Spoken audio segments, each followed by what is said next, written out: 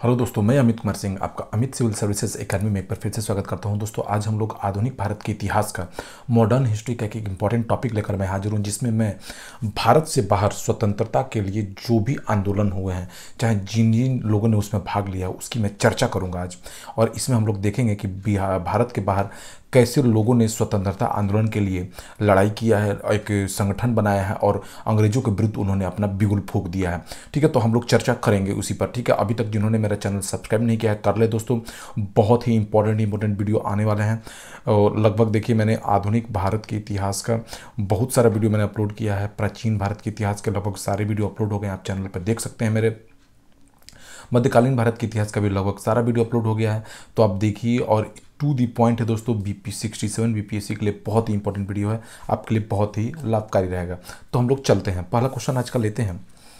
देखिए, आज का जो पहला क्वेश्चन है वो है, लंदन में इंडियन होम रूल सोसाइटी को किसने प्रारंभ किया था। देखिए, भारत में home rule league society Annie Besant और लोकमान्य तिलक आप जानते हैं, लेकिन अगर लंदन में इंडियन तो फरवरी 1905 की ये बात है। फरवरी 1905 में श्यामजी कृष्ण वर्मा ने इंडियन होम रूल लोक सोसाइटी की स्थापना की। ठीक है, इन्होंने ही इंडिया हाउस की भी स्थापना की थी। किसका स्थापना किया था? इंडिया हाउस की भी स्थापना किया था। इन्होंने यहाँ से एक समाचार पत्र भी निकाला था जिसको नाम था सोशियोलॉजिस्ट। क्या नाम था? सोशियोलॉजिस्ट। ठीक है, याद रखिए। सोशियोलॉजिस्ट भी प्रकाशन भी प्रारंभ किया था। लंदन में सरकारी तंत्र के विषय सक्रिय होने के कारण श्यामजी वहाँ से पेरिस और अंततः जेनेवा चले गए। तो ठीक है, याद रखिए। श्यामजी कृष्ण वर्मा ने Indian home rule league society की स्थापना कहाँ पर की थी दोस्तों? अभी मैंने बताया लंदन में किया था। कहाँ पर किया? देखिए, एक ही क्वेश्चन को घुमा के पूछ देता है। इंडियन होम रूल सोसाइटी की स्थापना कब हुई? मैंने बताया फरवरी 1905 में हुआ। कब हुआ दोस्तों? फरवरी 1905 लंदन में हुआ था इंडियन होम रूल सोसाइटी की स्थापना। लंदन में इंडिया हाउस की स्थापना की थी किसने? लंदन में इंडिया हाउस की स्थापना, फिर से वही क्वेश्चन, श्यामजी कृष्ण वर्मा ने। ठीक है, याद रखिए, एक ही क्वेश्चन को बहुत बार पूछा गया है और एग्जामों में पूछने के प्रबल चांसेस है। वो कौन था जिसने गदर पार्टी को संस्थापित किया? देखिए, गदर पार्टी को लाला हरदयाल ने स्थापित किया था। ठीक है, मैं थोड़ा सा इसकी जानकारी आपको दे देता हूँ। देखिए, 1913 में, ठीक है, 1913 में सोहन सिंह भाकना, ठीक है, इन्होंने क्या किया था? Hindustan Association of the Pacific Coast नामक संस्था इन्होंने क्या बनाया था? देखिए, ये भी क्वेश्चन पूछा हुआ है। Hindustan Association of the Pacific Coast, ठीक है ना। सोहन सिंह भाकना ने Hindustan Association of Pacific Coast नामक संस्था की क्या की थी? इन्होंने स्थापना की थी। संस्था की क्या की थी? स्थापना किया था। ठीक है, याद रखिए। ठीक है, इस संस्था ने गदर नामक एक अखबार निकाला। इसी संस्था ने, जो हिंदुस्तान एसोसिएशन आज़ाद पैसिफिक कोस्ट नामक, इसने क्या निकाला? गदर नामक एक क्या निकाला? अखबार निकाला। ठीक है, गदर नामक एक अखबार निकाला। ठीक है, इसीलिए इस संस्था का नाम बाद में जाकर गदर पार्टी पड़ गया। इसी संस्था का नाम बाद में क्या पड़ गया? इस अखबार के कारण गदर पार्टी पड़ गया। याद रखिए, ठीक है ना, इंपॉर्टेंट है ये। अब विकल्प में चूंकि सोहन सिंह भाकना नहीं है, इसलिए सोहन सिंह भाकना अगर ऑप्शन रहता तो सोहन सिंह भाकना ऑप्शन होता। ठीक है, लाला हरदयाल इस संस्था के पथ प्रदर्शक थे। चूंकि विकल्प में सोहन सिंह भाकना नहीं दिया हुआ, इसलिए इनका नाम दे दिया गया। ठीक है, आगे चलते हैं। निम्न में किसने गदर पार्टी का गठन किया? तो दोस्तों क्या हो जाएगा? यहाँ पे लाला हरदयाल ही है ऑप्शन में। ठीक है, तो क्या मारे जाएगा? लाला हरदयाल। ठीक है, कब हुई थी ये पूछ दे तो आप बता सकते हैं, 1913 में। गदर पार्टी की स्थापना कब हुई थी? तो 1913 में। अगला क्वेश्चन है, गदर पार्टी की स्थापना कब हुई थी? तो 1913 में। गदर पार्टी का नेता कौन था? गदर पार्टी का नेता कौन था? लाला हरदयाल। ठीक है, देख रहे हैं आप। सेम क्वेश्चन, गदर आंदोलन की स्थापना किसने की थी? तो सोहन सिंह भाकना ने। यहाँ पे देखिए, सोहन सिंह भाकना ऑप्शन में है, तो सोहन सिंह भाकना मारा जाएगा। याद रखिए, सोहन सिंह भाकना ने ही Hindustan Association of the Pacific Coast नामक संस्था बनाया।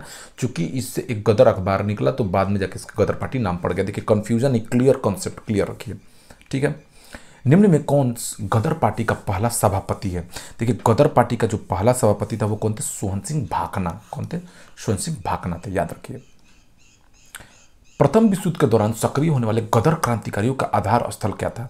देखिए, प्रथम विश्व युद्ध के दौरान सक्रिय होने वाले गदर क्रांतिकारियों का आधार उत्तरी अमेरिका का मुख्य देश, ठीक है ना, उत्तरी अमेरिका का मुख्य देश कौन सा था? संयुक्त राज्य अमेरिका का सैन फ्रांसिस्को नगर था। कौन था? सैन फ्रांसिस्को नगर, सैन फ्रांसिस्को, ठीक है ना, सैन फ्रांसिस्को था यदि, ठीक है, बाद में यही होगा, याद रखिए। गदर पार्टी की स्थापना हुई थी कहां पर? गदर पार्टी संयुक्त राज्य अमेरिका में, मैंने बताया सैन फ्रांसिस्को, ठीक है, याद रखिए। निम्नलिखित में से किस देश में गदर पार्टी की स्थापना हुई? तो कौन सा हो गया? यूएसए, ठीक है ना, सैन फ्रांसिस्को में। गदर क्या था? भारत की स्वतंत्रता भारतीयों का एक क्रांतिकारी संघ जिसका प्रधान कार्यालय कहाँ था? सैन फ्रांसिस्को में था, ठीक है, याद रखिए। 1913 में हुआ था, ठीक है ना, गदर पार्टी की स्थापना। इसका शुरू में नाम था Hindustan Association of the Pacific Coast, ठीक है, याद रखिए। गदर पार्टी का मुख्यालय कहाँ था? तो सैन फ्रांसिस्को, ही मैंने बताया, उत्तरी अमेरिका के आपको न्यूयॉर्क शहर में ये बसा था, सैन फ्रांसिस्को नगर में। गदर क्रांति छिड़ने का सबसे महत्वपूर्ण कारण क्या था? तो इसका प्रथम महायुद्ध का शुरू होना था। क्या था? प्रथम महायुद्ध का क्या था? शुरू होना था। देखिए, स्वदेशी आंदोलन के निष्क्रिय होने से भारतीय राष्ट्रवाद के प्रहरी भी निष्क्रिय हो गए थे, ठीक है। 1914 में अचानक, देखिए 1905 में जो 1906 में स्वदेशी आंदोलन बंगाल के बाद हुआ था, उसके बाद सारी चीज़ें निष्क्रिय हो गई थी। उसके बाद 1914 में अचानक प्रथम विश्व युद्ध के कारण भारतीय राष्ट्रीयता एकजुट होने लगी, सारे लोग उद्वेलित हो गए और उस समय धारणा ये थी कि ब्रिटिश पर किसी भी तरह का संकट भारत के हित में है, उनके लिए एक मौका है, इस मौके का वो लोग फायदा उठाना चाहते थे, ठीक है। तो यही हुआ कि भारतीय जो लोग थे जहाँ भी थे वो एकजुट होने लगे, ठीक है। तो प्रथम महायुद्ध का शुरू होना, 1914 में प्रथम महायुद्ध शुरू हुआ। निम्न में वो कौन व्यक्ति था जिसने विदेश में गणतंत्रात्मक सरकार की स्थापना की थी?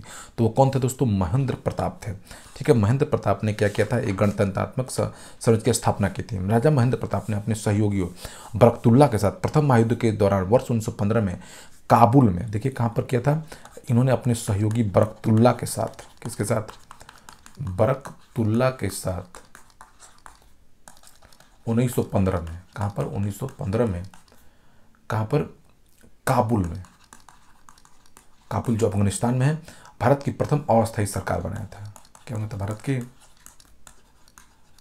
प्रथम अस्थायी सरकार का निर्माण किया था, ठीक है,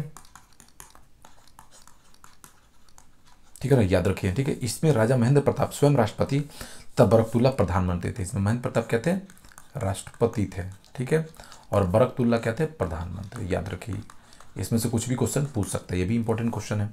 कौन भारतीय क्रांति की मां कहलाती है? अगला क्वेश्चन है दोस्तों, प्रथम महायुद्ध के दौरान कहां पर भारत की एक अंतरिम सरकार बनी जिसके प्रेसिडेंट राजा महेंद्र प्रताप थे? तो अफगानिस्तान काबुल में बना था, याद रखिए, ठीक है। बरकतुल्ला प्रधानमंत्री और ये राष्ट्रपति थे। कब बना था? 1915 में, ये भी ध्यान देना है, ठीक है, बहुत इंपॉर्टेंट है ये क्वेश्चन, कुछ भी पूछा जा सकता है कभी भी एग्जामों में। कौन भारतीय क्रांति की मां कहलाती है?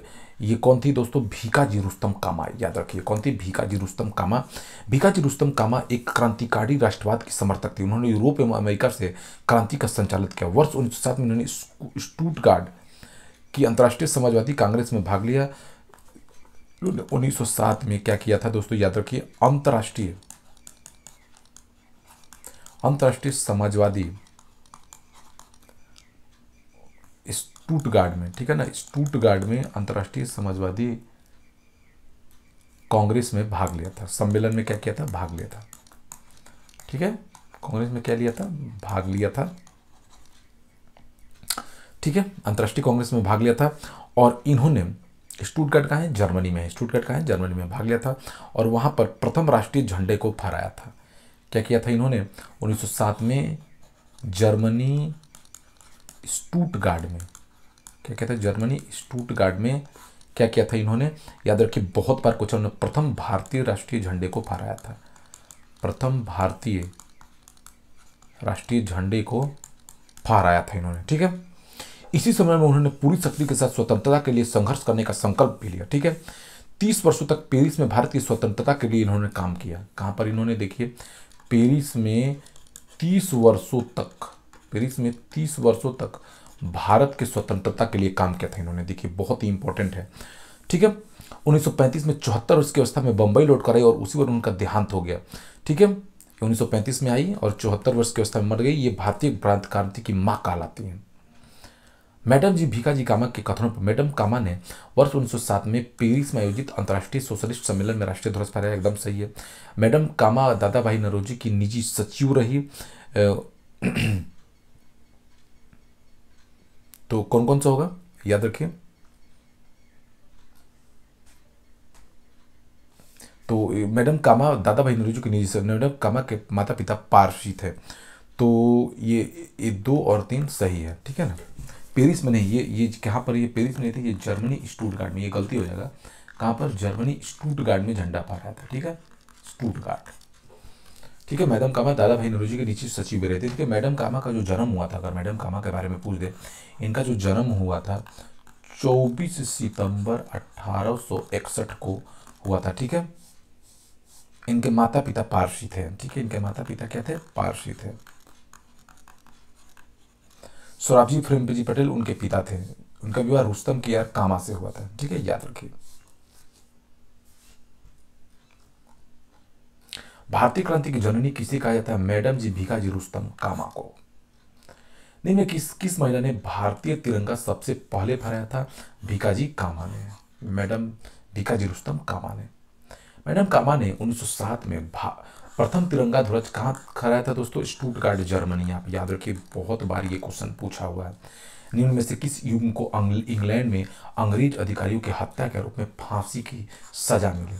किस युग को इंग्लैंड में अंग्रेज अधिकारियों के लिए क्या मिला था दोस्तों, फांसी मिली थी। कौन थे, मदन लाल ढींगरा तथा उधम सिंह। कौन थे, मदन लाल ढींगरा तथा उधम सिंह।